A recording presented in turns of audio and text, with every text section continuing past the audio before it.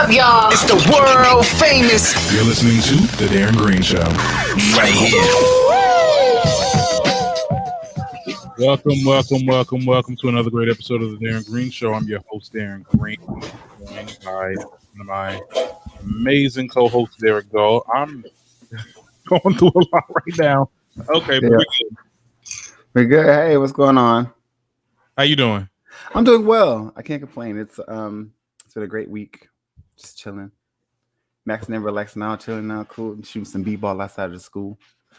Not you rapping. Oh yes. Okay. Hello, breakfast moment. I went to Philly last weekend. Oh, what's going on here? Nothing. Just a nice little day trip. Mm-hmm. Enjoy the day. Went to the Independence Hall or whatever. Got a chance to see the Liberty Bell. You know, my ass was looking for the crack. Like, where is the crack in the bell? Like, what's tea, sis? No. And then we ate. It was just a nice little, just to get out of Newark for a day. It was cute. Okay. What was your week been like? Oh, what was I doing today? Like, I don't know. You know, I slept, I ate, I woke up and.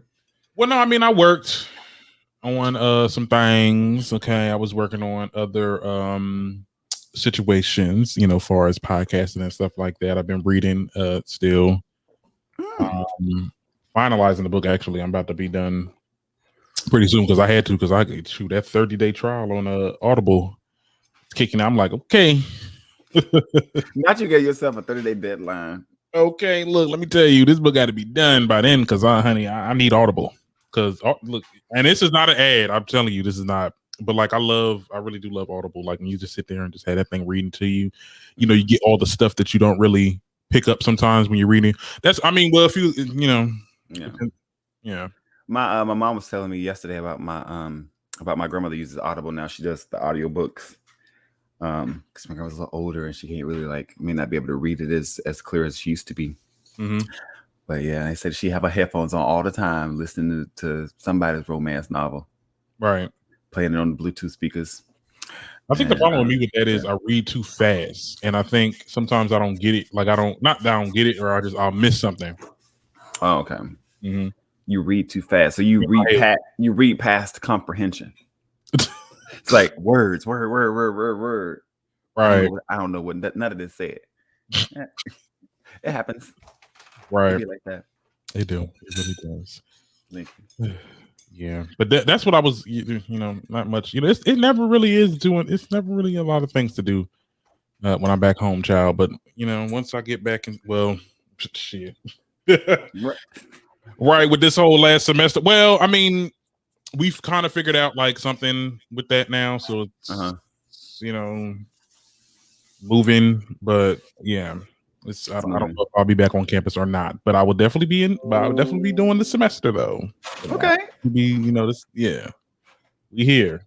But well, whatever you do, just make sure you be safe out there. You know they keep, COVID's been pledging, and how the line sisters keep dropping.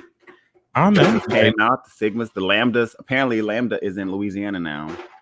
What? Yeah, the Lambda variant. It was like, Jesus Christ. There's other variants, not Loki. Anyway, Epsilon was last year. Epsilon was in LA. So it's like it's different strains. It's just it's a lot. It is a lot going on. I think we all just need to stay back in the house for a while. Take y'all another little break. Oh, you think so? I mean, I don't know. I think I'm with you. Yeah, probably. I mean, it would help me a lot because we can just sit there and just do classes online, and I can just stay here. You know what I'm saying? Right. But everybody wants to be progressive. Everybody wants to go back so soon, and let's go back to my thing. Yeah, well, my thing is, if that's what you want, then you got to do what is necessary to make sure that it's safe for everybody. Right, because people still not vaccinated. Well, I mean, so this is the thing with the vaccination. There are some people who can't take the vaccine because of whatever else is going on in their body, blah, blah, blah. But then there are those people who just have this idea well, I'm already healthy, I'm strong, blah, blah, blah, and my body can fight off a virus and da da da da. And I'm just like, okay, well, remember that when you end up on a ventilator. Okay. Keep that same energy. And even if you are healthy, and you get the virus and it doesn't really affect you in a really bad way, you still can be an asymptomatic carrier, which means you're still spreading it to other people. It's like, girl, get the vaccine or go home. Just stay home. It's just weird. It's now it's getting to the point where it's seeming to be very selfish. It's not even about like just freedoms and liberty. It's like, no, we're in the middle of a national or international public health crisis. And I was listening to somebody, they were like, it's like being at war. And, you have two tools. You go to war, you got your protection, you got your gun, right? You got your armor and you got your tools. In fact, our protection is our mask and our tool is our vaccine. And so now you have people who are out here just walking in the middle of the war with nothing. Right. Don't want to wear a mask, don't want to get vaccinated. And it's like you're posing a threat. So you're either going to be with us or you're against us. And that's kind of weird. But America's always been that way. You always have people just want to do what they want to do. It's really hard to beat this thing if we're not on the same page. Right. And we just got to get rid of Florida. Probably get rid of Florida, child. We got to get rid of Florida. Speaking of not being on the same page, let's get right into it. Wagwan. Aaliyah. Baby girl. What is going on? What's going on with Aaliyah? Okay, so apparently Aaliyah's uncle and manager, Barry Hackerson, made a new social media page. Did I say it right? Hankerson, yeah. Hankerson. Okay, there we go. Made a new social media page, and it was his music label, the Black Ground Records. But this time it's like 2.0. It's like he has an actual page on Instagram or whatever, right? And if you look at the link in the bio, whatever, you can see that now they changed it, but like before it said like Aaliyah's coming. Yeah. So I guess this record label is now releasing her music that hasn't been available for years. Now, the problem is, though, you get what I'm saying? The estate, i.e. her family, isn't having it. They made a statement, and it said, I'm going to read like a little small excerpt of it. Protecting Aaliyah's legacy is and will always be our focus. For 20 years, we've had a battle behind the scenes, enduring shadow tactics of deception with unauthorized projects targeted to tarnish. Now in this 20th year, the endeavor to release Aaliyah's music without transparency or for accounting to the estate compels our hearts to express a word: forgiveness. So they ain't cut a check. They not cutting the check for the estate. That's what they're claiming. Okay. Well, I don't know. They didn't say that in many words. I mean, so when I read the statement yesterday, and of course, there's always going to be this battle of, who has the rights to her music. And, legally, I always say you got to go with what the black and white says and what contract was she under. If clearly her music hasn't been out in almost 20 years. As soon as she died, they started, when streaming services hit, like they didn't release it. And then when stuff would be leaking, they would literally go and take it off of YouTube, take it down, and all this other stuff. Because of where the money would have been going. So now I think that, there's an opportunity for everyone to eat, if that makes sense. Like, you put Aaliyah's music out there, it's going to be heavily consumed. And I'm pretty sure that her uncle, who has for years been like this obstacle, he was the person sitting between the fans and the music. I think now he's giving us what we asked for. And as far as the family's concerned, it's just something they have to work that out. That's his uncle. Y'all got to work it out. We don't care anymore. We want you to give us the fucking music. Give us the music. And I'm like, and as the estate, like, you all have rights to do things too. Like, you can keep her legacy alive. Go create another stream of income for the estate. Set up a foundation. I mean, how would that work? Or even for that fund. Like, come on. Be creative. Drop a clothing line. Like, I'll drop a clothing line. No, seriously, I'm just like, come on. Like, it's Aaliyah.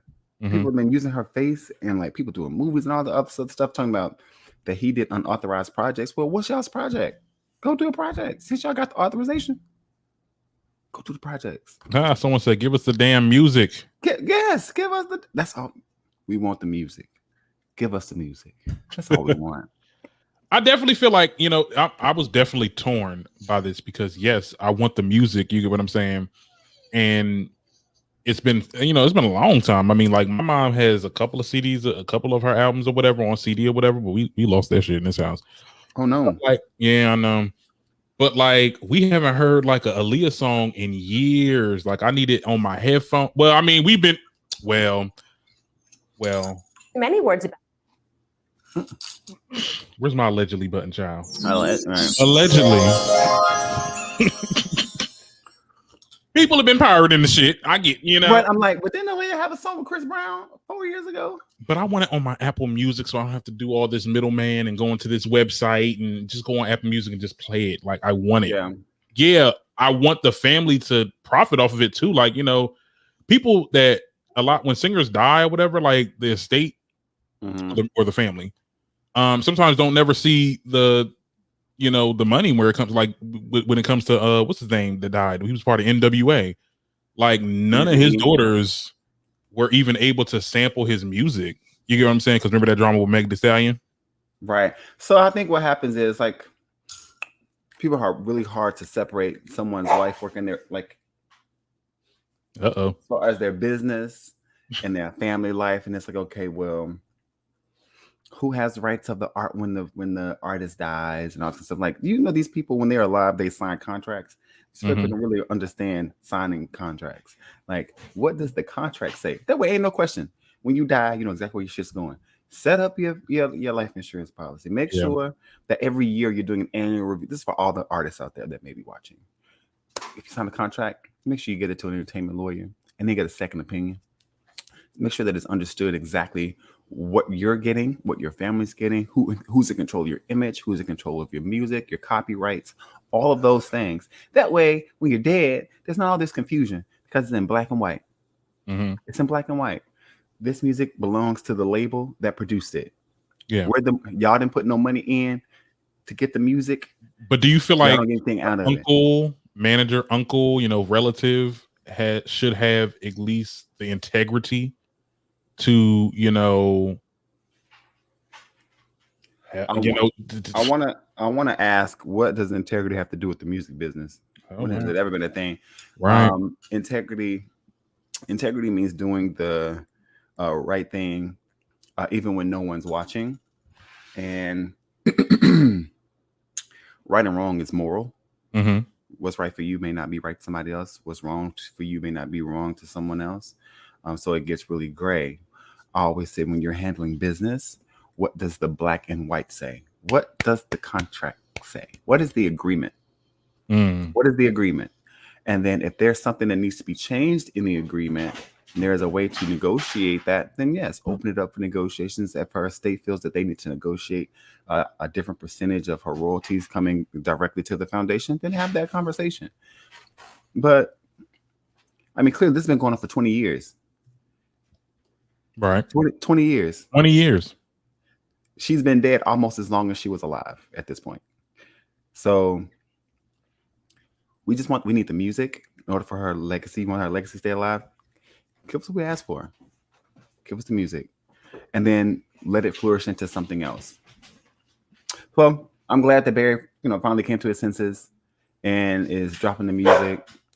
And I hope that whatever happens with it, I hope that something positive comes out of it. I don't want anything, any more, negative, anything around her life, because she was such a beautiful artist. I was a freshman when she died. It was my freshman year, and I was in choir. I had my choir notebook, had her on the back and the front, and loved Aaliyah. She was in choir. Okay, of course.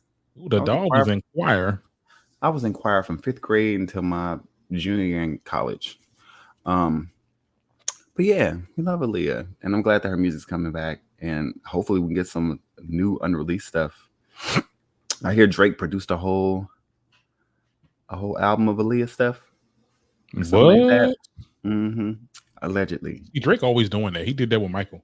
Like he did a song with, I guess he bought a song off of Michael or whatever, but his estate. But yeah, I mean, I don't know. Yeah, I guess music industry doesn't have integrity, so yeah. Why would you expect them to start having it now? Right. Oh my God. So perhaps we were hard on him. What? Look. Girl, fuck him and Madonna Light. Not Madonna. That is not Madonna.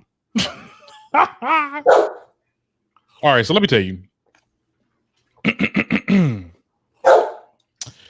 Yeah, so Dababy has now been kicked out of a total of 7 shows since his iconic call and response fiasco at the Rolling Loud Festival. While people are rejoiced by this news, there's a lot of people on social media, i.e., people that are saying, what are they saying? They're asking the question, is the energy kept with racist people or white people that are influential that get in trouble with certain things, that say certain things? Is that energy really kept there? Do you think that the energy is kept or not? You talking about from the white folks? Because I think that's what we're talking about. We're talking about all these white LGBTQ activists and all this other stuff who are speaking out against Dababy when other things happen. They're, eerily quiet. But I think that people care about the things that they care about. And it's really not fair to be like, well, you didn't say anything about this. Why you say anything about that? Because the reality is, be like, I didn't care about that. Ooh, but no, who's really gonna say that? Who's gonna say that? Who really? Because people ain't real like they supposed to be. But I think that Dababy, he's just another example of Black people aren't allowed to make mistakes. Okay, I learned that early on. We're not allowed to make mistakes, especially when we've been given the opportunity to be wealthy. There is a standard that we're expected to uphold, even if we are in the position or even occupying a space that glorifies almost all things negative, right? Because there's a market for that. You can't make mistakes.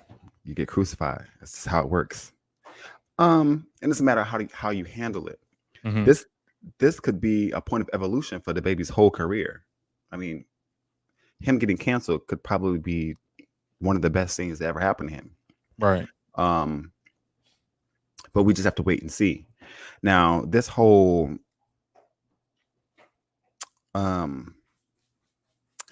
Miley Cyrus coming to his aid and defense is like, girl, if you just want your song with him to come out and you not get any backlash, just say that. Well, let's hear what she has to say. She made a post, and it was a message to Dababy, and it said in quotes, "As a proud, loyal member of the LGBTQIA, much of my life has been dedicated to encouraging love, acceptance, and open-mindedness. The internet can be fueled with hate and anger and the nucleus of cancel culture, but I believe that it can be placed and filled with education, conversation, communication, connection.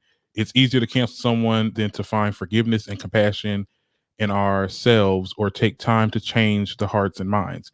There's no more room for division if we want to keep seeing progress. Knowledge is power. I know I still have much to learn."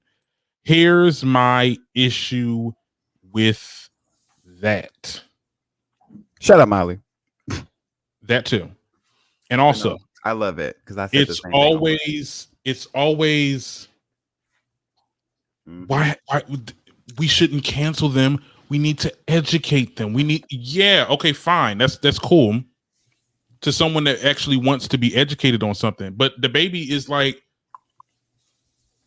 the only reason why he even came out, because he came out with an apology. But the second one? No, well, the one where he posted a little message. Well, he didn't write it. We all know he didn't write it. But this is only after all this is happening to him. Like, he's getting kicked off of festivals and stuff like that. So it's like all this bad stuff happened to him. Now, but we need to educate him. I wanted to pass my math class a couple semesters ago. I ain't do a damn thing the whole semester. But then by the end of the year, I wanted to be educated on the shit so I can pass. But hey, I mean, you just you didn't take the time, and you doubled and tripled down on your mess. Now, my thing is this: I think a lot of these festivals and companies, yes, they are being very performative. Let's be very clear. I understand that they're being they're being performative. We see it. Like it's basically just for the consumer to like, oh my God, like they're really progressive right now. His shows. At the same time, I don't have to have sympathy for them. I don't have to have sympathy for the baby. Let me tell you something. Yeah, they are performative. Let me tell you something. Going back to the business, right? Okay. If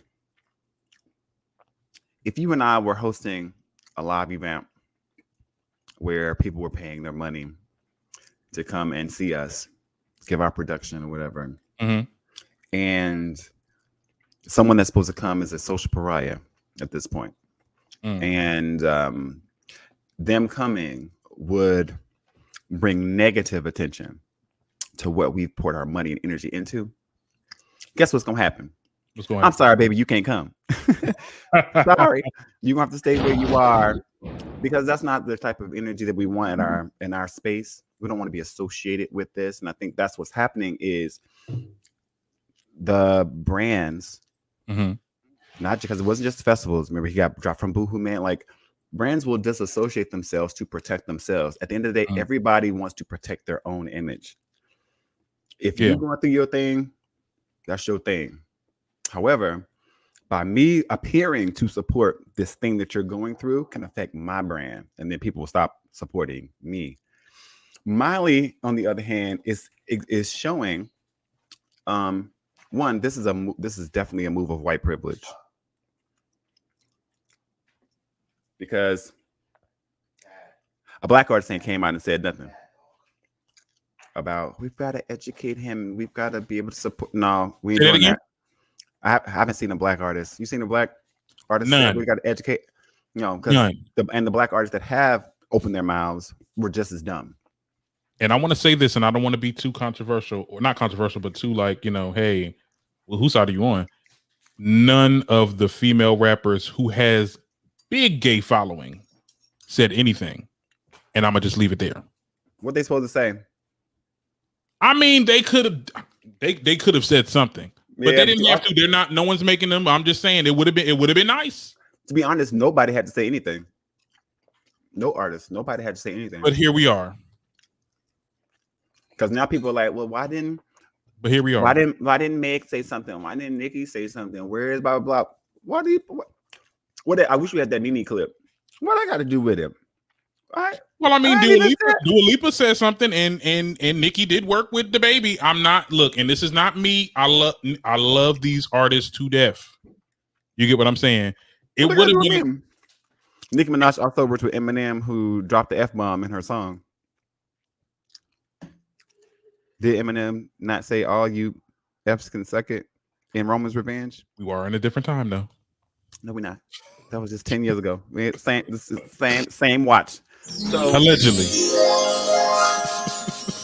So what I'm saying is, like, there shouldn't be any expectation from anybody to do anything. Okay. But in this particular moment, when it comes to Dababy as an artist, is a moment for him to learn.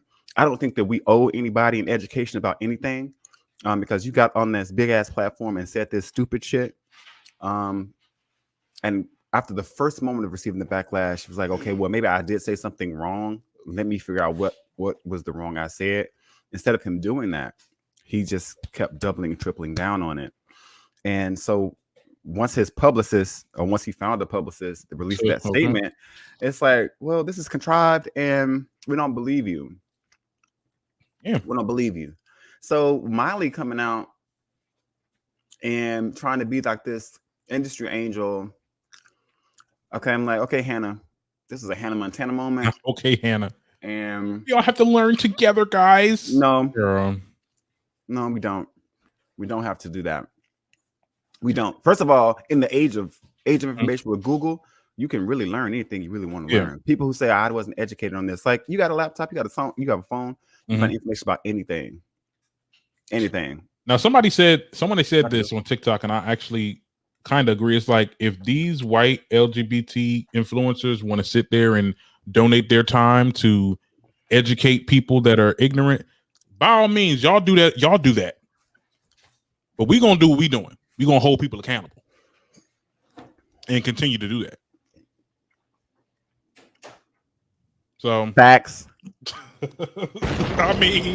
I'm all about open conversation. I think that there's an opportunity there kind of genuinely be open to have there that isn't there's an opportunity there for us to have bigger conversations about the misinformation about HIV AIDS and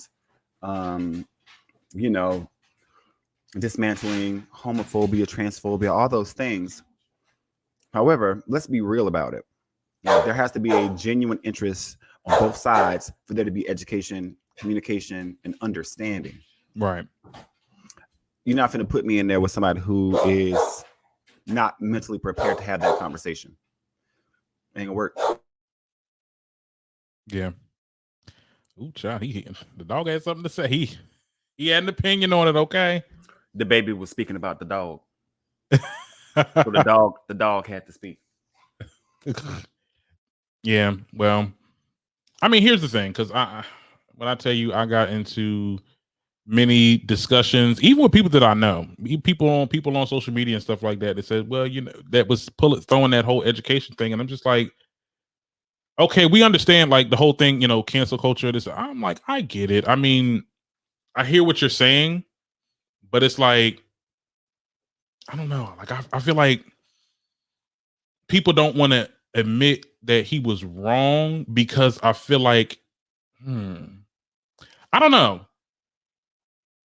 Like, is it because because it attacks? They feel like this argument attacks their sexuality as straight people. Like, I don't get it. Like, it's like there's definitely been instances where people that were in the LGBT community were wrong with certain things, and we held them accountable.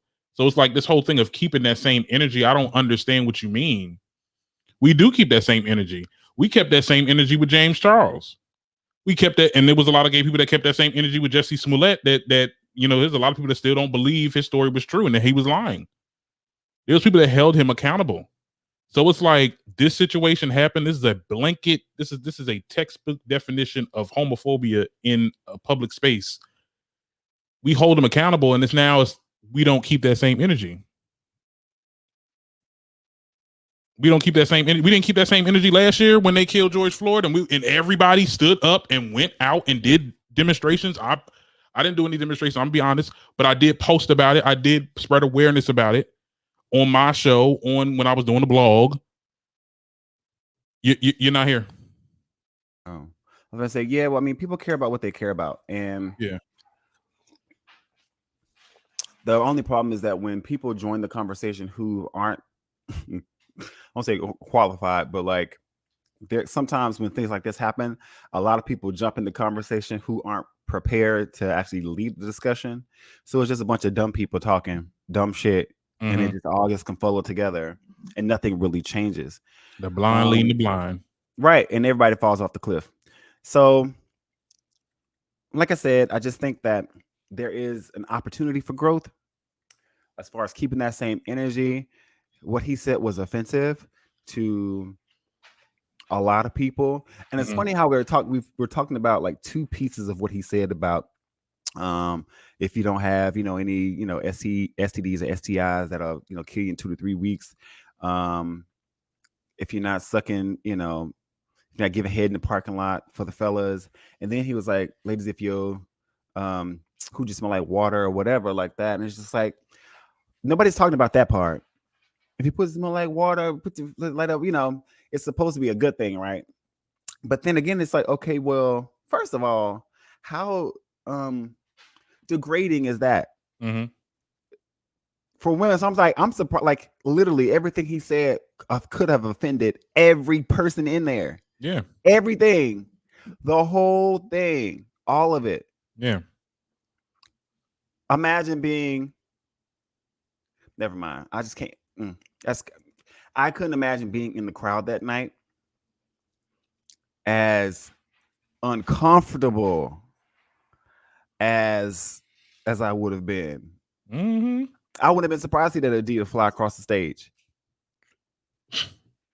I can't believe it's still in my brain. I'm like, I can't believe he would do that.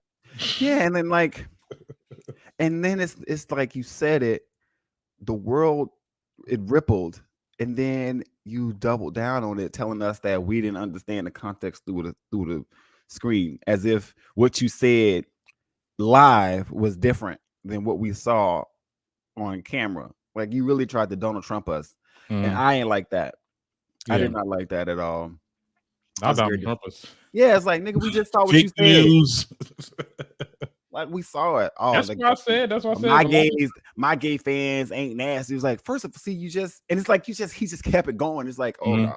I was like, Lord, yeah. I don't know how he can come for this. Like I said before in the last episode, I don't want to see nobody's bank account be zero, even though it's not going to happen. He has a big following. That don't matter. He won't have. You can go real broke, real mainstream following. I mean, the mainstream, yeah. But he did. Levitating was your last pop song. He was moving into mainstream, and so that's why I think Miley speaking up. There had to be something happening behind the scenes. Something happened behind the scenes for Miley Cyrus to put her name on this particular position. Something had to happen behind the scenes because the baby had to be about to be about. You got to be about here because Dua Lipa, who is clearly like a rising pop princess at the moment, and and the way that she's amassing, new listeners, and Levitating was an amazing song. Adding him on it allowed her an opportunity to cross over and allowed him an opportunity to cross into a separate space. And for her to openly rebuke him is a big deal. It's like, yeah, I work with him, but I don't know who this person is because I recognize who my fan base is. And I think what that does is like, well, damn, so of all the other gay artists, I mean, the gay fans of work that he's done, if I'm a fan of May, I'm a fan of Nicki, I'm a fan of Roddy Ricch, I'm a fan of blah, blah, blah. It's like, I'm supporting someone who would say something so ignorant and offensive to me. Like, this is an idea that he holds in his head. This is what he feels. How do I continue to support that? And so it's not just that one person. It makes you think like, well, damn, I like the song. You go back into your R. Kelly phase, like some good music, but I can't put money in his pocket. I don't feel comfortable helping you sustain your lifestyle when you have this kind of ignorance or hate inside of you. Now, dropping pictures of him and Lil Nas X and saying that, maybe he was just ignorant. It wasn't hate. It wasn't intentionally hateful, but I was like, yeah, everything you said was intentionally hateful because it's divisive, and there are people on the opposite of whatever you were saying that could have been offended who were fans of yours. Yeah.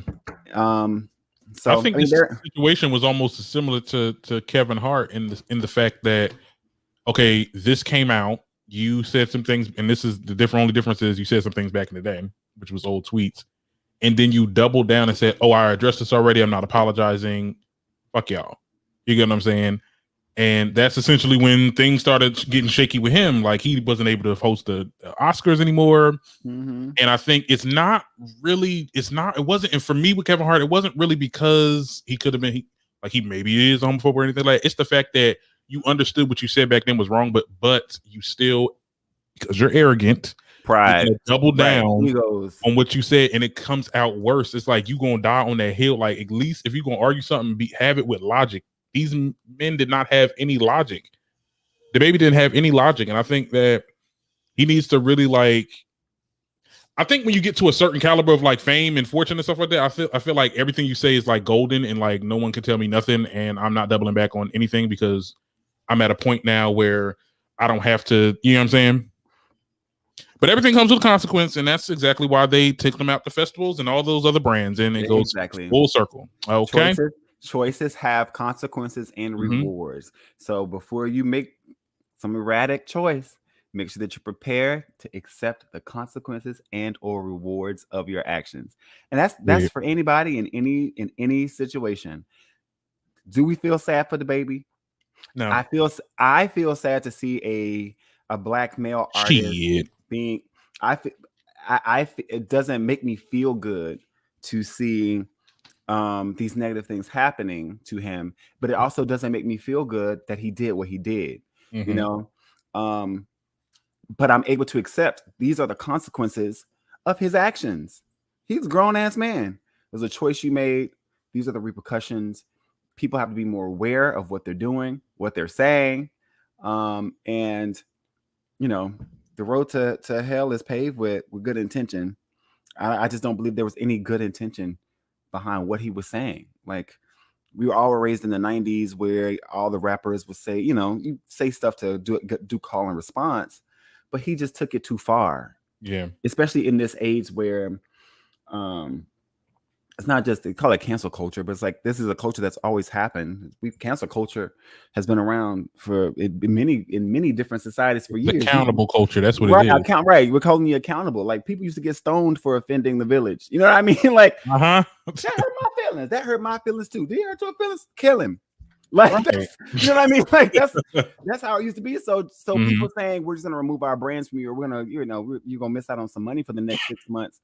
You're getting off really easy. You know, go to the studio and make a song about it. Yeah, you know what I mean. But and let's be clear, Dababy's gonna come back from this. Like, unfortunately, when it comes to this illusion of cancel culture, like, after a couple weeks, brands will be like, all right, people ain't talking about this shit no more. Let's put him back on the festival. You know, put him back on. I don't know if he'll ever get that deal back with Boohoo Man, but he can. I don't know. Shoot, maybe a clothing line to be like, hey, let's want to start a clothing brand. Like, you know, I think it's definitely going to happen. So it's just, you know, it is what it is. But I will say this: we will keep that same energy. For all those people saying that we don't keep the same energy, okay? So you're warned. Right? Don't fuck up. Right. Anyway, let's on to better news. Rihanna's a billionaire. Like, she Bezos in this shit. Like, okay. Again, I thought she was a billionaire already when like 2 years ago. I don't remember them ever saying she was a billionaire. I thought she had crossed that threshold already. Because I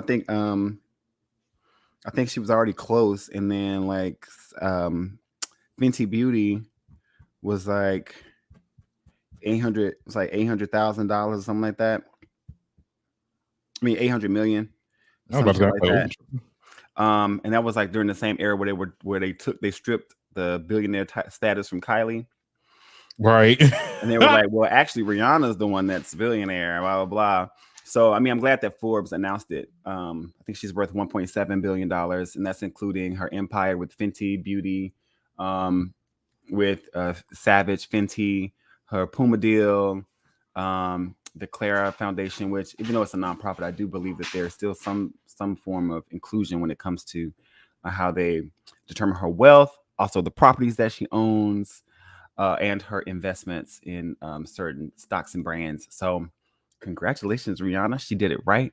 I am just tickled pink. You know, I'm like, damn, Jay-Z really made a female R&B pop singer a billionaire. A billionaire. I'm like,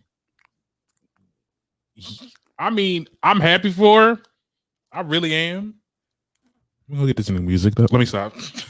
I'm like, damn, bitch, you got $1 billion. Can I get an album? Can I get an album, please? You made it. You made it. Right. But people was hating on Twitter. I was like, what? Damn, Rihanna cannot be successful as long as the Beehive is around. She can't. What did the Beehive say? What did they say? Well, you know, there were comments because she was listed as the first female artist billionaire, something like that. First female singer billionaire, blah blah blah. And people was like, Beyonce is a billionaire, blah blah. I was like, well, actually, no, her husband has $1 billion.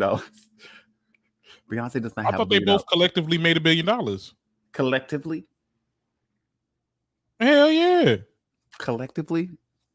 That doesn't make her a billionaire. Okay. Y'all's family, y'all got $1 billion on the elevator, but you ain't got $1 billion on your own account. Rihanna's there on her own, okay?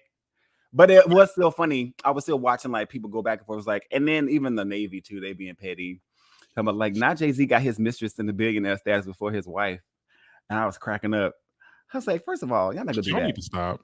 I know, like that's an old rumor, but then I started. I love when the other stand accounts want to argue. Child, just leave us out of it, honey. Yes, it's just funny, right? Just put the barbs. Barb's over here watching, like, ooh, girl. We had our own shit to deal with. But we'll talk about that later in the show. But I'm so excited for Rihanna. I think that it's so, and it's funny. My love for her, she had to grow on me. She came out my freshman year in college, and she could not sing. She had great, the instruments were great, and I like the vibe. But the gowns are great, beautiful gowns, beautiful gowns. But the quality of her music, once she got into her. Once she stopped sounding like how they wanted her to sound, or like trying to like, once she got into a free space where she could tinker in her own artistry and got some vocal training, because you can tell she went through vocal training to open up her throat and have breathing control. She became amazing, and it was just so great to watch her development. And I think that's something that we miss in this age now, because the stars that we get, they've been working in the background for so long, then they pop up on social media, and you really don't get to see them grow. That's why you'd be like, damn, can you do something else? It's like, no, they hit their peak. This is the flow they got. This is their peak. We got them at their peak. And you shouldn't expect nothing else, because they ain't growing no more. But to see artists from back in the day, it's like you get them and there's a raw talent here, and to watch them be molded and to get better and better over time. It's like, so proud of Rihanna. I know. So proud to be part of the Navy. Let me borrow $20. Oh, let me borrow $20. And look, I've been listening to Rihanna ever since I was a little child. Yeah. Oh yeah, I was like, I keep forgetting you were born last year. You every time. Yeah, I used to listen to it. Like I never would have thought. I never would have thought she would have made that big. But I think also when you have that star, that star quality. Oh, I know. You can make it into other endeavors, and that's what she did. And I think a lot of artists should try to start doing that, especially when it's time to hey, music ain't hitting like it used to. Let's try something else. I would have did the same thing if this podcast took off, child, and look, we years up in here. I'm like, oh well, you know what? Let me make a microphone company, okay? Get your Darren Green mics, okay? Let's get it popping. Never too late. Why wait? Do you think? Well, I mean, it makes sense. It makes sense after you gain like. Oh, it's called your business. Yeah, that's your business strategy. Mm-hmm. You never know where to hit till it hit. I know. I mean, yeah. Well, watching her, I'm just like in my brain, I'm like, damn, I gotta go back and let me redo my fashion line. Let me get my shirts back out, and then let me make sure this album is sitting. I need to go ahead and try to get me another role on something, do another music video, or do like some more acting gig. I was like, because Rihanna, the way that she seamlessly kind of climbed through and out. Okay. Like that's how I wanted to be. I really always wanted to I want to do 3 albums and be out. Put me in somebody's movie, and then after that, I'm just gonna become a teacher or something. Not a music. I've always wanted to.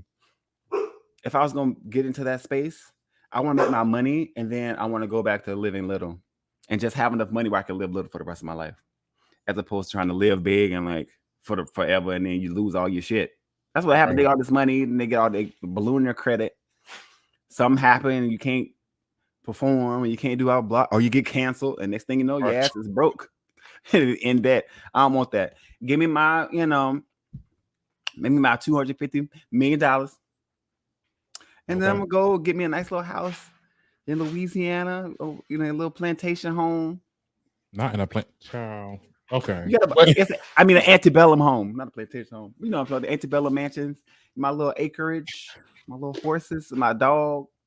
Mind my business. Sit on my porch, drinking my sweet tea and my lemonade, and shopping for my clothes at Walmart. And yeah, like the rich white people do. I'm gonna still be calling you in for the show. Like, hey, what's going over there? What's going on over there in Louisiana? Oh, nothing much. not as you tore your teeth. Right. Nothing much. Just sitting here, looking at the sun and these cheering. All right. Well, anyway, let's move on. Yeah. Kanye. Y'all know my ass gonna be out of here. I'm going to Mars this month. I'll see y'all when I get back. Not you going to Mars. Anyway, we got to talk about this. So, what's going on? So, did we not get the album? Did we like Kanye? What's going on? Is it still uploading? I don't think y'all got the album. You know, I was looking all night, and I'm like, you know, let me just wait till tomorrow because you know he might drop it at 12 or 1 or something like that. You know, get up, listening to the Donda album. He did the release show, but where's the music though? Like, we've been waiting for years. We don't let you do all your mess. We helped. Well, some of us was with you on your spiritual journey. Where's the music? At this point, I'm tired of asking these music artists the same goddamn question. We've been asking the same question for all these artists all day. Where is the music? I'm tired of asking. I ain't asking no more. I hope he had a great time, you know, conjuring those spirits last night at that stadium. It was like he was about to do another fashion show.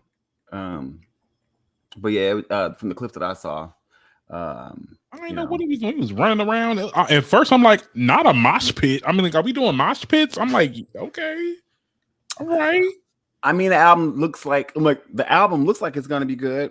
I heard some clips or whatever from videos people was recording because people were there. People were in the audience or whatever.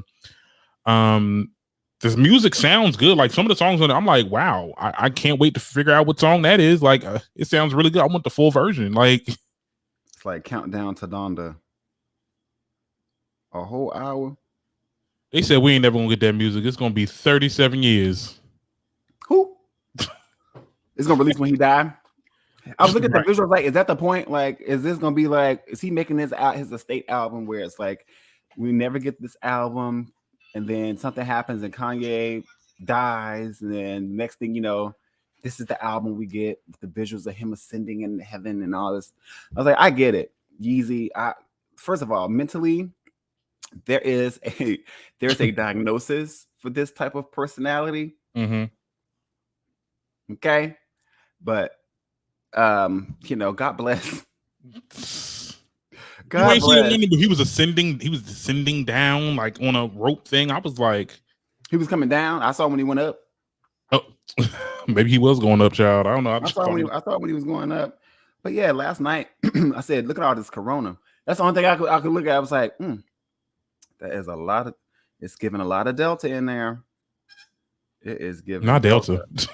Look at all them goddamn people. It had a stadium full of people. Mm-hmm. Let me see. They got a picture there. You should have showed a picture. Yeah, it's child. They said it sold out in 1 hour. I believe it. People just dying to just get out. Kanye said he's the Michael Jackson of our time. People are dying to.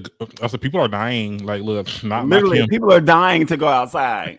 Literally. No, yeah, people are dying to go outside and go back to concerts and stuff. I've never been to a concert before, but I heard that it's an experience. Like we was about to go to the Queen concert. Like she was about to go to the Prudential Center up in Newark. Me and my best friend was about to go, and she ended up canceling the American tour. That was the Nicki Hendrix tour. Yes. Would have been a bunch of Barbs and Future fans all in the same. Can you imagine? Oh my God, I had so much fun because I'd have been there probably writing. Like, I'm just here to write for the paper. Okay. Nikki. Oh my God, that would have been an experience. Yeah. But yeah, hopefully we'll get the Donda album within the next 10 years. If not, this is what I was looking for the whole night. I was like, I need you to bring out Nicki Minaj. And I need you to perform New Body. In the video now. Because I've seen a clip of that video. That's what I want. I want it. Yeah, but it doesn't look like New Body's going to be on that album anywhere because I already looked at the track list. But I can't even go by the fucking track list because shit, he always making changes. Like, yeah, Kanye, why are you doing this? And it's so crazy too. There was another conversation too about Kanye. It's like, yo, we really forgave Kanye for being a MAGA and a Trump supporter, but like, why didn't we forgive Michelle for performing at the inauguration? Because niggas like Kanye, and niggas will forgive as long as they get what they want. Yeah, like he said, he was dropping music, and everybody was like, "All right, we good." I mean, yeah, honey, that's exactly what happened. And Chris Michelle became a music teacher. Not a music teacher, child. That's what happened. She had to start offering singing. Allegedly. Okay. No, that actually happened. Like, she literally started selling online vocal lessons. She became a vocal coach. That's what she started doing after that. Yeah. Oh my God. Yep. Double standard. Yeah. A lot of that. Double standard, yeah. It'd be like that. I mean, at this point, Beyonce could have been like, I voted for Trump because I like his tax code, so I can keep my money, so I can take care of my daughters and my son. And we'd have been like, okay, well, I mean, but he's an asshole. It's like, yeah, but I'm a fan of the policy. And would have been like, okay. So when we get in this album, right? I'm like, like real. You know, it's like, okay. You know, the Beehive would have been like, well, I mean, that's her choice. That's her freedom. That's her right. She can vote for whoever she want to vote for. It should be bars too. Like, we would have been like, all right, well, okay. Well, where's NM5? Right. Child. Speaking of, since we just brought her up. This one. What's up, Jesse J? What's going on? Let's talk about it. You know, what were you trying to give? Like, what was the accomplishment here? I guess that's what I'm trying to ask. Cause, sis, now we lying. Not we lying. What was that? Well, let me get my handy dandy notes. Oh, I didn't write notes down for it. But anyway, Jessie J did an interview with some blog or site or whatever where she was talking about the process of bang. Was it Bang Bang or Bang? It was just Bang Bang. That song. Apparently, she said that Nicki had asked to be on it. Okay. And Nicki responded on Twitter and was like, honey, I didn't ask to be on nothing. The label sat there and gave me the song and asked me to be on it and paid me to be on it. I did the verse. And then she followed up with saying, like, I'm not the song monitor. I don't just go around sifting through songs and stuff like that and be like, oh, I want to be on that. Like, no, you asked. You asked her. Or your label, whatever.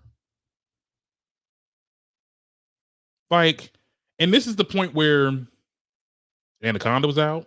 The success of her first two albums was solidified. I think Super Bass, Triple Platinum at that point. Like, she don't need to ask for a verse. You muted. Sorry. I think that Nicki's wanted to make sure that the record was clear because, you know, even though the hate train is over, there's still this anytime that she works with female artists or other artists, there's this narrative that she's like clout chasing or trying to, you know, stay relevant, blah, blah, blah. When the reality is that, especially during that time, I think she still is the highest paid female rapper. So, and the most in demand. So the idea of her having to chase down new records and beg to be on people's songs, that's a narrative that the alt-right be using. Okay. You know, as far as trying to like diminish Nicki's grip or chokehold that she has in that space. And, you know, she wanted to make sure that Jessie J got the story clear. Mm-hmm. What is that? That ain't me. Can you hear that? I did hear it. I'm like, not people intercepting our stream. The power of the barbs. They heard her name and just came like, what is going on here? What is going on?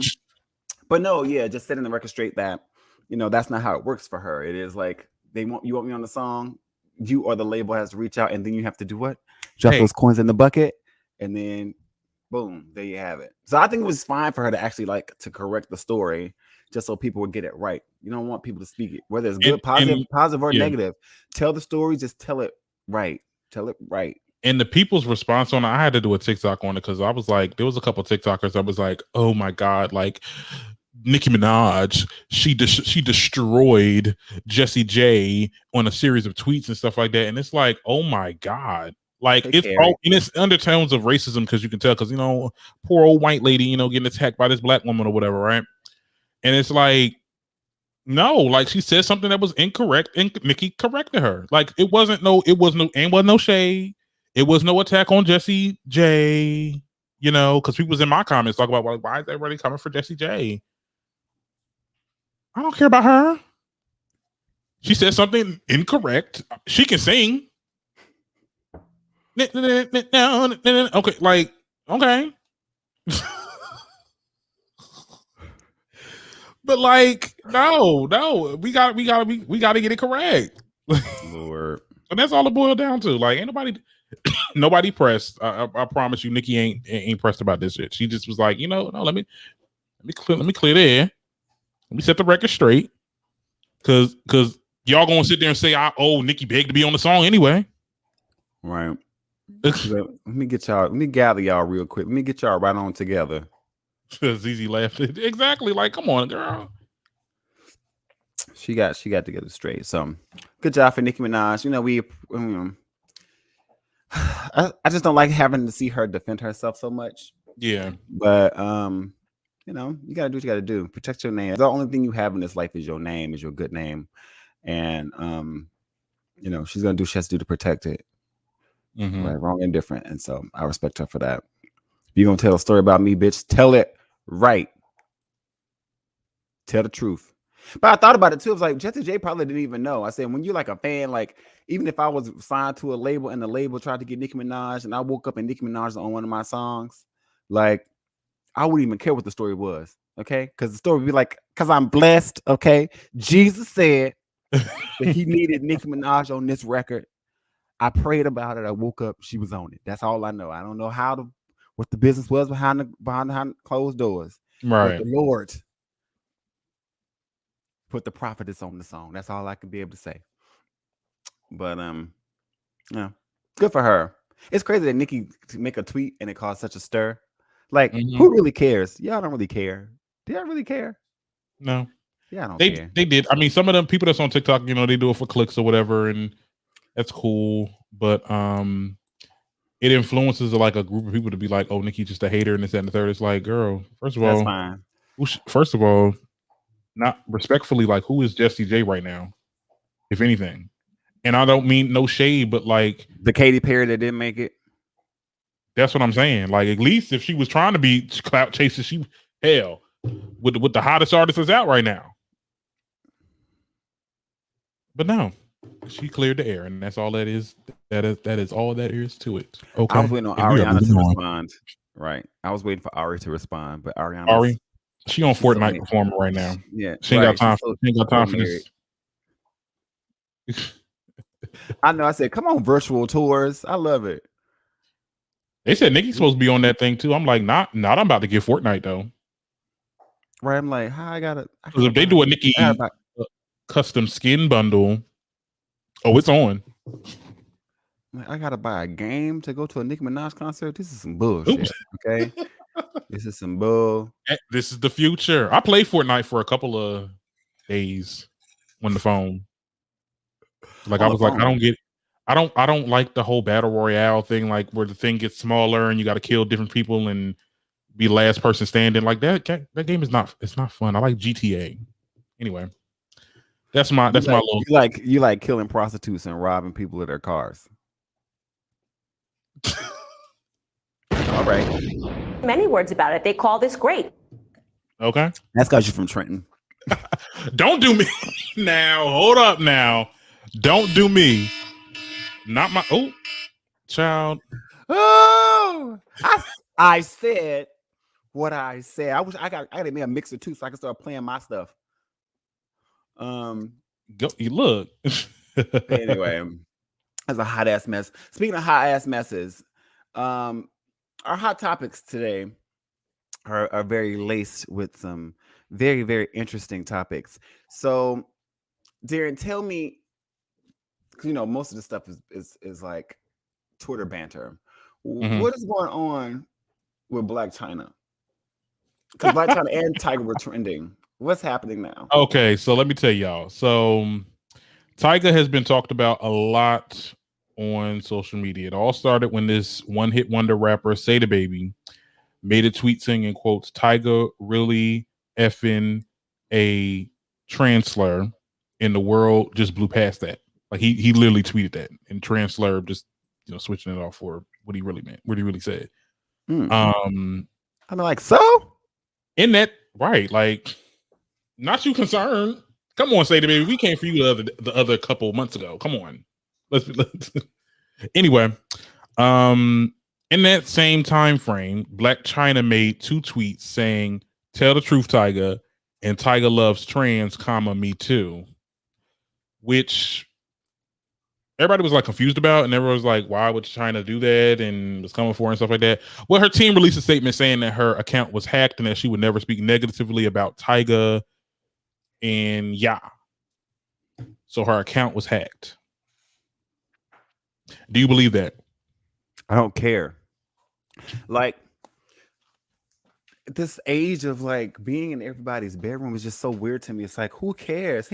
First of all, grown men speaking on it is concerning to me. The straight men are losing their shit right now. Like, what is wrong with y'all?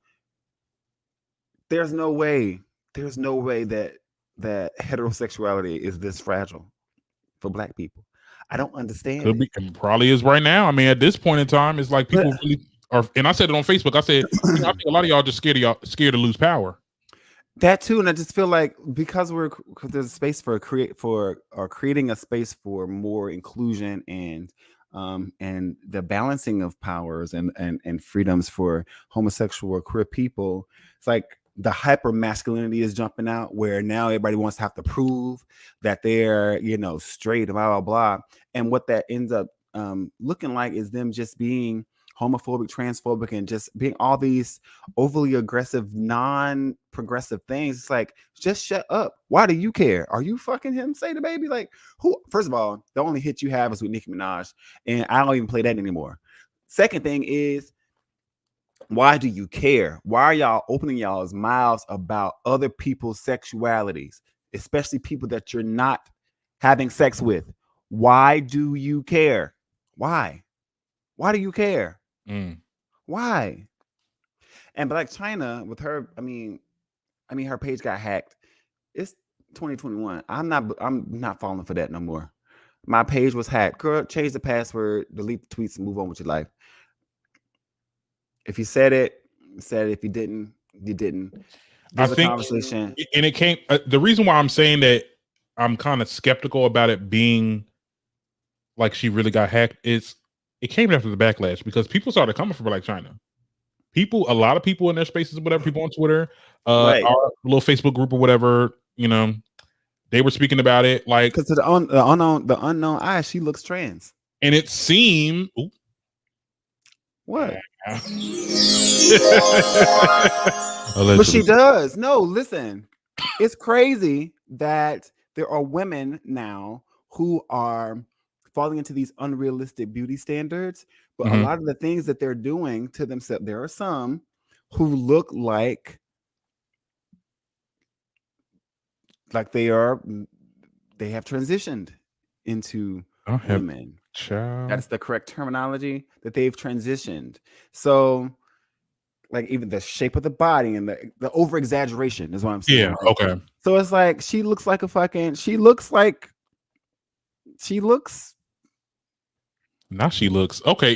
like one of the girls. If she looks or not, you know what I mean. So I wouldn't be surprised if Tyga was trans attracted. If it was true, it's like, well, okay, you look like the girls. You know. Well, let me just say this: her team's response, because she didn't respond. It came right after the little itty bitty backlash. So it just, yeah, that doesn't look. Just say she could have possibly made that tweet and then was like, well, shit, people are coming for me now. So let me just, I thought it was gonna be a joke. Let me just say that my account was hacked, because that's what everybody said. Everybody said that whole shit with Offset when he was making them dumbass tweets. Now, okay, I will say I'll say that he was hacked, but like this situation, I don't know. This is a little bit too calculated. I don't know if she got hacked or not. I think she really said that shit. She's seen people did not like it, and let's run with this story. It's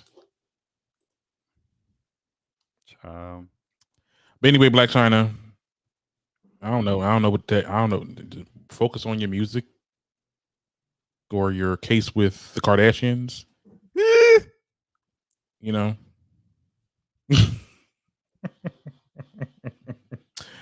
Anyway, let me stop being petty. Let's change the subject. We love to see it. Simone Biles. You heard about her? Yeah. I think that is baby. Yeah, I think. Okay, so she recently revealed Tuesday that she's dealing with a tragedy because of there was a death in the family. I believe her aunt. The news arrives after Biles withdrawal from the individual finals. Like she stepped down on some of the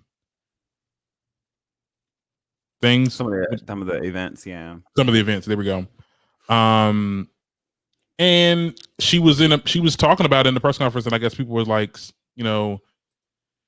saying she was telling the people like, you don't know people's situations and stuff like that. And I know she also she battles with ADHD, right? And that she wasn't able to take the medicine because Tokyo has certain rules on taking medicine and stuff like that. And it's like,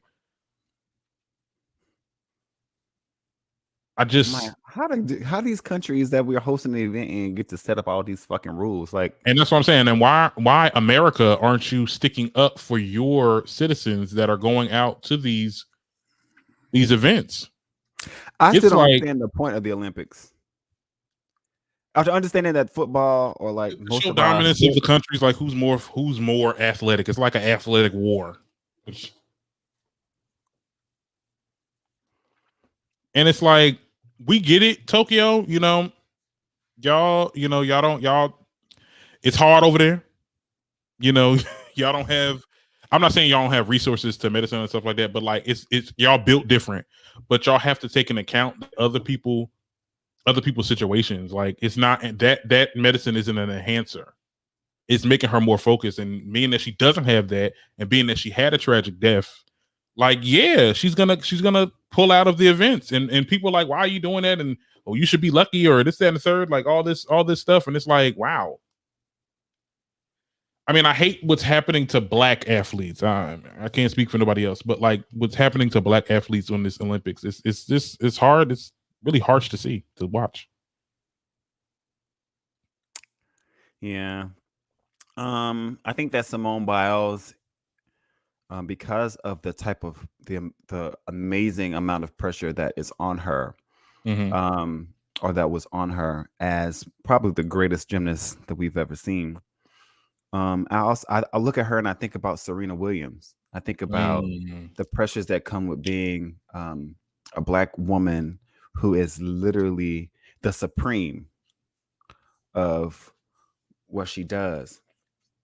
And considering all that she's had to go through, living with the doctor who was, sexually assaulting these girls, and with her dealing with the twisties, and not probably being able to get the emotional and psychological support that she needs, that has happened throughout the COVID thing. Because, the Olympics was supposed to be last year. So they got a whole extra year of training that they had to add on top of that. And it just keeps on adding this pressure. And now she's a little older. She has younger athletes that are modeling themselves after her. She started hitting a wall at home as far as her being too great. That came to a point where they started penalizing her for doing things that the other girls couldn't do. You know what I mean? So it's unfortunate that this this moment to check out happened right around the Olympics, where you're on this international stage. But I think that it brought attention to some things that are going to be far more important. She has used her power and her platform to drive a conversation that a lot of the other female athletes may not have been able to do, or may not have been as successful in drawing attention to it. And I think that she used her power in an amazing way. And so we'll always support her. I think that she did what was best for her. I think she took home a bronze medal this year in one of the events that she did. But she's a champion.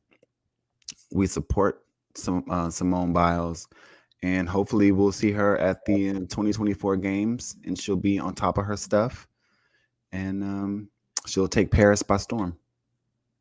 Period. I know that's right. Boom.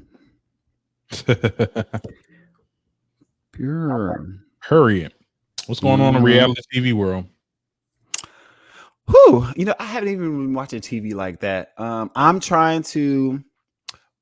So, Real Housewives of Potomac. They got this new girl named Mia. Yeah. On there, who her husband's like 36 years like older than her or whatever.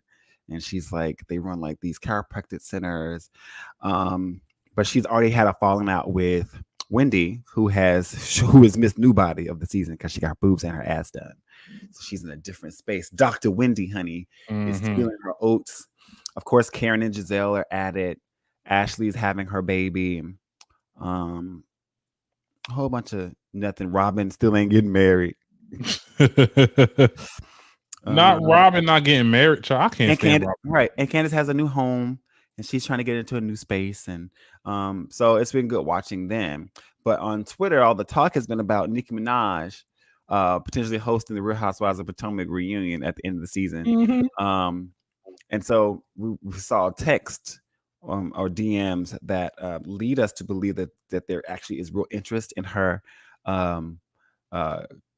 doing that or participating with the reunion, which would be iconic, okay, for the Real Housewives franchise.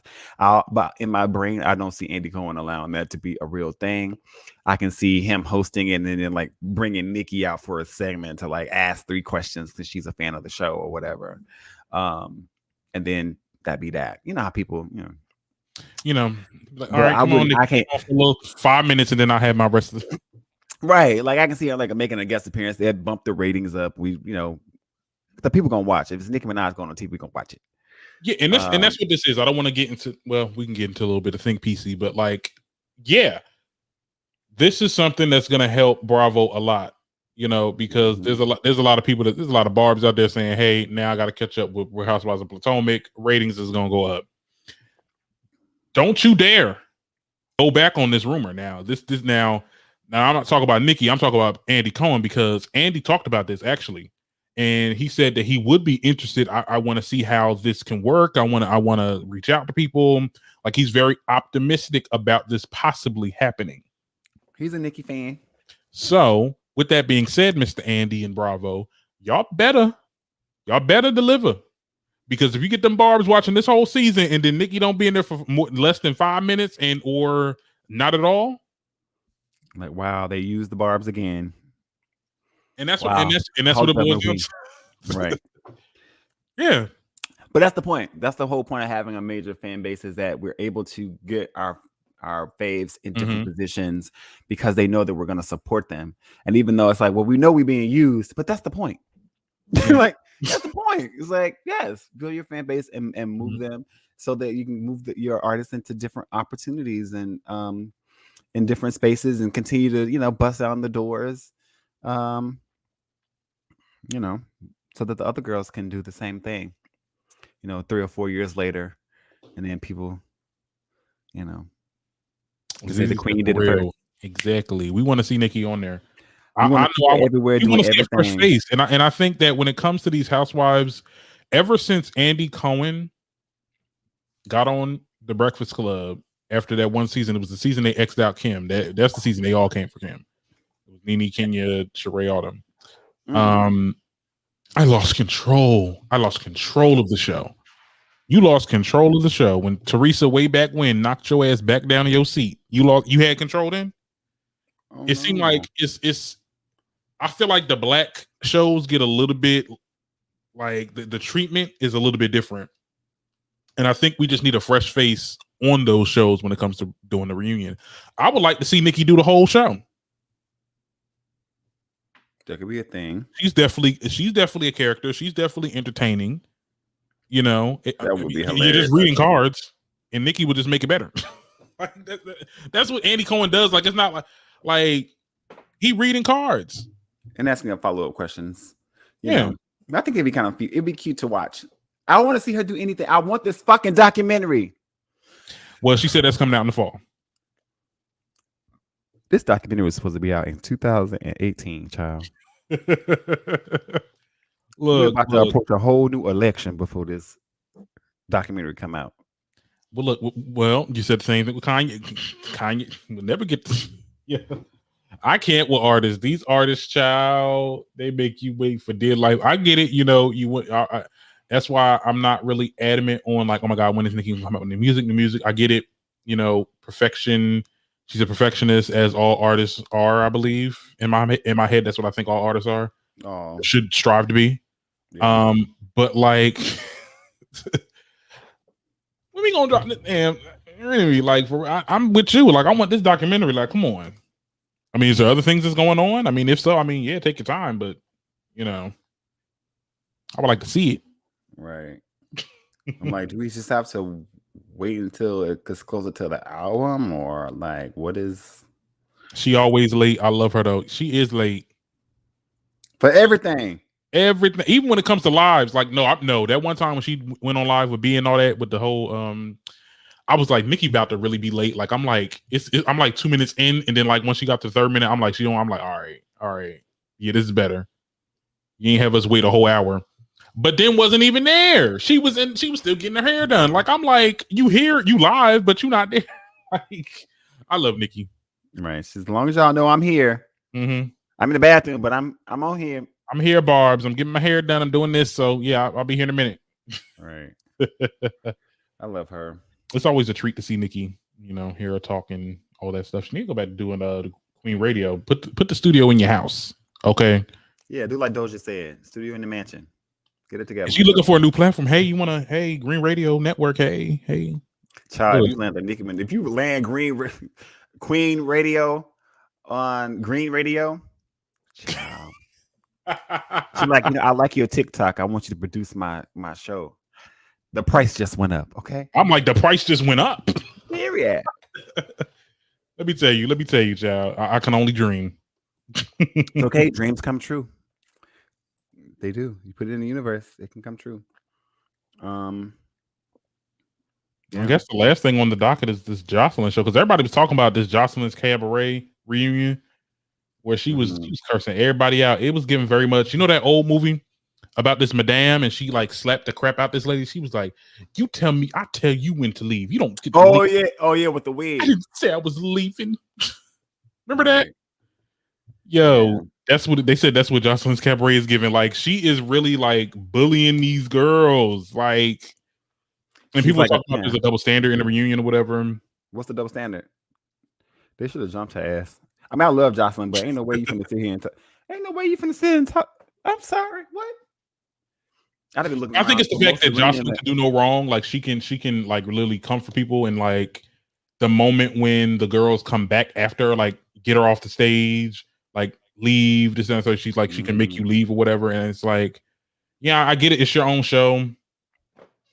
You get to usher people in, usher people out if you want to at your own whims. But yeah, it does. It's given very much what New York used to give, but like, yeah.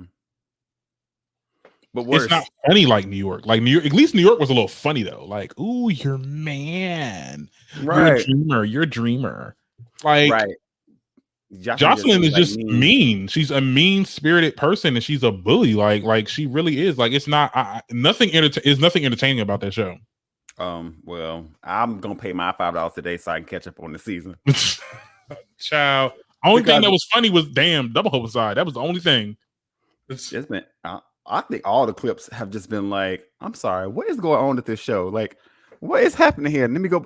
Literally, Jocelyn's show is the #1 show on that network because every clip just seems like it gets more ridiculous and more ridiculous. You'd be like, this, first of all, her ratings are higher than Love and Hip Hop Atlanta right now.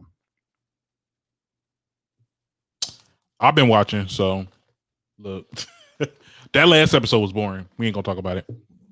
Mama D told y'all it was boring. That's how I know it was boring. She's like, Mama D is like, I don't know who these people are coming down here. You know what I mean? Right. So Mama D says it's boring, then it's boring. I mean, I guess people like the mess, but I like the mess, but it has to conform a little bit for me. Well, I'm gonna die on this hill, whatever. You can down like you down that hill. It ain't the thing wasn't thinking like it was supposed to thing. Oh, Zizi said something real good. She treated the girls like Stevie treated her. That part. Stevie treated her like that. We don't know. Stevie Yeah, but you changed though. You don't, just because someone treated you that way don't mean you treat others the same. I can see that. I can definitely see her treat. Yeah, that's probably how. Like a pimp. Oh yeah, Stevie pimped her out. Like just musically, kind of. Even though her music really wasn't trying to be like musically. Yeah, I mean, she was pimped out by Stevie. She's doing better now. I mean, to do other shows too. I mean, like yeah, they had a whole spinoff. Do it like it's Moppy Day. I'm like, what are you saying, Moppy Day or Moppy? I don't know, but this shit is funny. Like the quality of her music is not good, but it is funny to say the least. Like it's hilarious. Mm-hmm. I thoroughly enjoy it. I deserve. Right. Her and Mama D should do a song together. Child. That would break the internet. And see, Jocelyn is another one. I get y'all Jocelyn fans, all right, fine. But I feel like Jocelyn also, she's another one that don't have character development. I'm like, damn, like it's Nene said this a long time ago. It was like, well, not a long time ago. She said it on the Jason Lee show or Hollywood Unlocked or whatever. And she was like, you know, you come in one way and then you evolve. I feel like certain people that don't really make it, they don't really evolve. Mm-hmm. And I feel like that's why we're not really going to see Cynthia no more. I feel like she's one of the characters that, not in a bad way, not she was a bad person, but she just never evolved. You get what I'm saying? Like everyone else changed. I think Kenya changed for a little bit. I mean, I'm just saying, like there's no character development with these characters, and I get it. It's reality. She's married now. Who married? Cynthia ain't changed. No, not really. Not really. I mean, even Kenya changed at some point. Like she's not as crazy as she used to be. Like there's something, you know, after having a child and stuff like that. Yeah. I mean, we're not gonna get into Real Housewives of Atlanta, but just know that Jocelyn just doesn't have character development. That's why I'm just like really not for this show. And I don't on any show. Seeing her in the power seat is different. Mm-hmm. You said in the pirate seat? In the power seat. Okay. I don't know. I told you I'm paying my $5 today, and I'm going to catch up on both seasons. I want to see Miami and I'm see Atlanta. I want to see this reunion. This reunion just seems to be full of too much, and I would like to see it. She's over here arguing about to fight people because they coughing. Like, who you coughing at? Who you coughing at? Fighting people because they want to leave? Like, I'm like, she's teaching them how to make money in the reality space and on the pole. So it's like there's a lot going on the business end. I understand it because I'm watching her kind of like pull out of them what they could possibly use to be successful in the future for some of those girls that are actually going to go into show business and not just be strippers. Ooh. Like you say that Jocelyn doesn't have character development, but when you look at someone like a Tammy Roman, or you look at someone like a Omarosa, you look like a New York, all of these women, they were committed to the character that they were portrayed as. Like, this is my role, this is my demeanor, this is blah blah blah. Life grew them up in certain ways, and they evolved outside of those spaces, and then we got a chance to see them later show up in those different ways and watching their growth and stuff like that. I just think that Jocelyn hasn't had that moment yet because of the type of reality TV she's been doing. She's been like the Love and Hip Hop, and then the Marriage Boot Camp, and then now Justin's Cabaret. So I think that watching her in this show would be different than, because of the subject matter. You expect it to be drama. It's strippers, and it's like it's supposed to be, it's camped up that way. Okay. It would be different to watch her in a scenario where it's a group therapy show, or watching her putting Jocelyn. It might be next. Right. I'm just saying, like putting Jocelyn on Celebrity Big Brother, or like things like that to watch, putting her on The Apprentice. On Celebrity Apprentice. No, seriously, because it's you put them in different situations and you allow them to show different spaces of themselves. Like putting Nene being on Celebrity Apprentice was great. It was great for their ratings, because like, who's gonna be in control of the girls? Yeah, but Nene also, she still holds herself to us. I can never see Jocelyn at no Celebrity Apprentice. Nene definitely has a little bit, and I'm not trying to be judging and say class or smarts. You get what I'm saying? To do a show like that. But yeah, like I don't see. Nene was a stripper too, and that's why I say Nene does have some type of character development, because season one Nene, maybe not Celebrity Apprentice, but like as she went on into the seasons, okay, it makes sense. Yeah. She's a businesswoman. She grew businesses during her time in Real Housewives of Atlanta. What Jocelyn has done, she has tried to be an artist. She has gotten into arguments and fights with other people, and it just didn't go nowhere. And she comes off like it's a little bit of narcissism in there too. Like, cause I feel like she can never be wrong, and they kind of flock to her. And it's just I don't know, man. I'm a hater, whatever. I don't care. Look. It is what it is. I just don't feel shows like that. Even the other shows on there, like they have a little bit more like of a, even though some of them are fake, like the whole, like the thing with Blame It on Quay, and then now they talk about to watch that too. Now they talk about a Saucy Santana about to be on that shit. Yes, I love it. It's entertainment. Like people forget, like this ain't. Damn, these people are not trying to get Nobel Peace Prize. Okay. These people are entertainers, and it's just stuff that's supposed to give us a break from real world. Like, we're doing all these think pieces about these people. They're entertainers. Let them entertain. And I just feel like, even going back to the Dababy, it's like, you're a rapper, rap. Chris Brown got it right. He was like, do your songs, thank the people for coming to your show, and get the fuck off the stage. Because when you interject all this other stuff into it, when you don't have, especially when you loud and wrong. That's the first thing. When you loud and wrong. Bringing in other things to the space that impact people in a different way will convolute and turn them off of what it is that you're actually trying to do as an entertainer. Just entertain the people. Okay. Just entertain the folks. Jocelyn, her music is funny. You can't take it seriously. It's funny. It's entertaining. It's like what is it, JJ Icefish? You remember him? Like, that's what I think about when I hear Jocelyn's music. And she liked my tweet the other day, by the way. I put my TikTok up to her song. And I actually used my real bidet, and she liked it on Twitter. So shout out to Miss Jocelyn for that. But her music I can't take seriously. But as an entertainer, I love her because she's going to give you those moments. She's going to give you those catchphrases. She's going to give you a look, and she's going to give you Jocelyn Hernandez. She's giving you Puerto Rican Princess, and that is the brand that she's built. This is her brand at the moment. So when that time comes for her to evolve her brand into something else, she's a mother, so it's going to come eventually, because she's going to realize, like, oh shit, like my daughter is really watching me. It's going to start emulating some of the things that I'm doing. I have to make sure that I'm doing it the right way. And going back to Card, I think Wendy made something on her show that was circulating this week about saying that Jocelyn was supposed to be the original Cardi, but she fumbled her bag and messed it up. I was like, well, Wendy Williams said that? Yeah, and it's like, well, kinda. No, I'm still watching her. I don't watch it, but it was popped up in my feed. I was like, of course she would say that though. Yes and no. And I said, watching Cardi now, like she's pregnant. Like I just watched the premiere of the second season of Cardi Tries, and it's like I like watching Cardi in that space, like with her trying new things and I letting her do see her personality growing, though. shine. Even And though she's she, growing as she's maturing.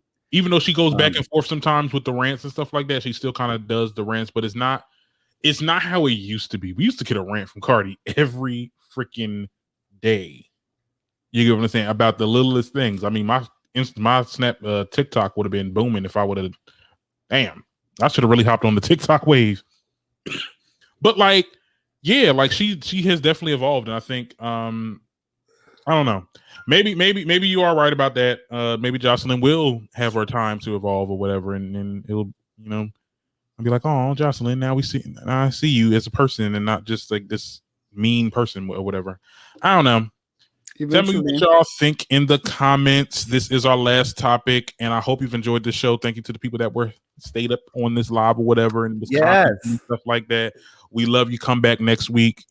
I like the morning shows. Cute. I'll be done and I'll be done. Then I sit there and edit a little bit and then post it. It's amazing. I love morning shows, so this might stay. Okay. Yeah. So until next time, I'm your host Darren Green. I'm Prince Derek Doll. And this is the Darren Green Show signing out. Bye, y'all. Bye. If you like what you heard, please don't hesitate to hit that subscribe button and give us a 5-star rating. As always, enjoy the convo. Child. Hold on. All right, live. See y'all later. Let's end this broadcast. Is it ended? Is it gone? Mm-hmm. Oh, that's what it said? Okay, good. Yeah. Let me go let my dog loose. Right. He was actually good this episode. He Oh, did better you than said next time. I don't think. Okay, are we done? You said Are what? we still live? We are.